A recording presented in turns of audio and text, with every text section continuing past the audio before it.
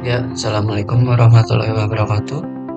Di sini saya akan menjelaskan sedikit tentang QA. Jadi, QA itu apa sih? Nah, QA itu dalam bahasa Indonesia artinya itu antrian ya. Nah, antrian ini adalah struktur data yang menyusun elemen-elemen data dalam urutan linear. Prinsip dasar dari struktur data ini adalah first in, first out atau sering disebut FIFO ya.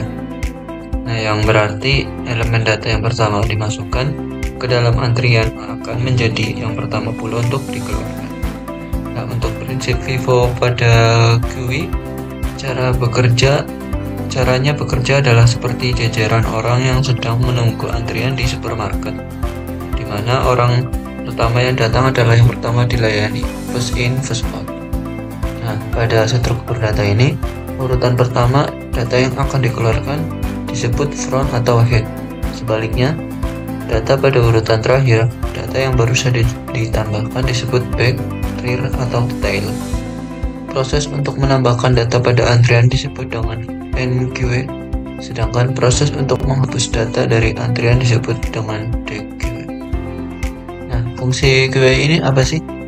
Nah, QA ini memiliki peran yang penting dalam berbagai aplikasi dan algoritma. Salah satu fungsi utamanya adalah untuk mengatur dan mengelola antrian tugas atau operasi secara efisien. Dalam sistem komputasi, ia digunakan untuk menangani tugas-tugas seperti penjadwalan proses, antrian pesan, dan manajemen sumber daya. Untuk jenis-jenis QA sendiri itu dapat diklasifikasikan berdasarkan cara implementasinya maupun berdasarkan penggunaannya. Di antara jenis-jenis tersebut, di antara lain yang berdasarkan implementasinya itu ada linear atau simple QA. Nah, linear ini elemen-elemen data disusun dalam barisan linear dan penambahan serta penghapusan elemen hanya terjadi pada dua ujung barisan tersebut. Lalu yang kedua ada circular QA, mirip dengan jenis linear, tetapi ujung-ujung barisan terhubung satu sama lain, menciptakan struktur antrian yang berputar. Nah, sedangkan jenis QA berdasarkan penggunaan, itu ada priority QA. Setiap elemen memiliki prioritas tertentu. Elemen dengan prioritas tertinggi akan diambil terlebih dahulu. Lalu yang kedua ada double indent QA atau DQA. Itu elemen dapat ditambahkan atau dihapus dari kedua ujung antrian. Nah, QA ini memiliki keuntungan dan keterbatasannya. Meskipun struktur data QA ini memiliki banyak kegunaan, namun kita juga harus mengetahui beberapa keuntungan dan keterbatasan yang perlu diperhatikan.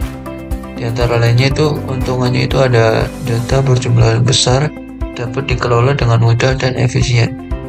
Nah, lalu yang kedua ada proses insert dan delete data dilakukan dengan mudah karena mengikuti aturan first in first out.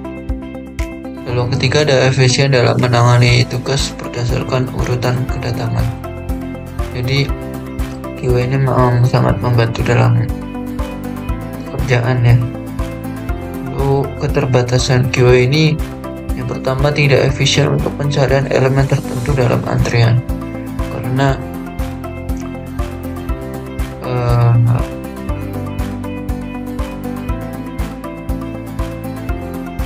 kan untuk QA ini nggak bisa, misal kita nyari data terus datanya ini ketemu di tengah, sedangkan QA ini kan menganut sistem FIFO first in first out. Jadi data yang kita pengen itu tidak bisa langsung dikeluarkan, jadi tetap harus menunggu antrian.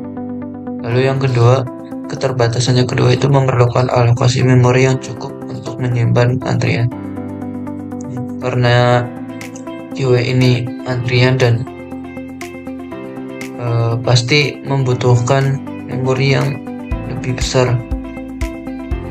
Untuk sebagai contohnya ini kan ada data 2, 3, 4, 5, 6, 7, 8. Nah, misal ini kan udah di QA nih, yang 3 ini front atau head. Nah, ini backtail hair. Nah, misal kita mau yang contoh ini nih, yang tidak efisien untuk pencarian elemen tertentu. Misal kita mau nyari elemen 5 nih, kan udah ketemu nih. Nah, kita mau keluarkan itu nggak bisa langsung dikeluarkan. Kita harus sesuai antrian, sesuai nomornya. Berarti dari 2 dulu, keluar 3, 4, baru data elemen yang kita cari tadi yang nomor 5 ini baru bisa keluar. Nah, untuk yang sebelah ini data baru, ini kan data baru nih ditambahin. Nah, nanti backtail rare-nya jadi ini 9. Ya, mungkin segitu penjelasan tentang giveaway dari saya.